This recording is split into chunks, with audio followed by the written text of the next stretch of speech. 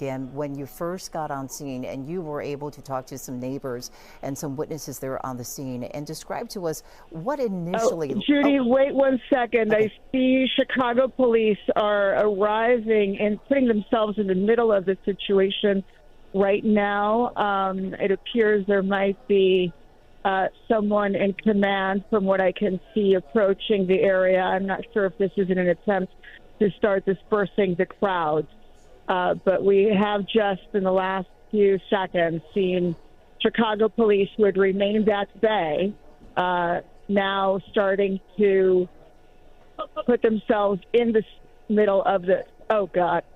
Protesters are starting to throw rocks. We're going to get away from the scene right now, Judy. Okay, Michelle, you take care of yourself. I'm going to let her get off the phone. We really appreciate it. Get to a safe place. So what you're watching, what you continue to watch, is exactly what Michelle has been describing. This, again, at the intersection 105th and Avenue N. Last Michelle said is protesters started throwing rocks, and you can see that there is some chemical being deployed right there at this intersection. Just prior to this, you did see what appeared to be Chicago police officers and some commanders there trying to have some type of a dialogue with the protesters there at the intersection. It would seem that they were trying to disperse the crowd and maybe usher them off the street so that the agents could possibly move their vehicles. And it was at that point that Michelle noticed that protesters started throwing rocks, and this is the end result.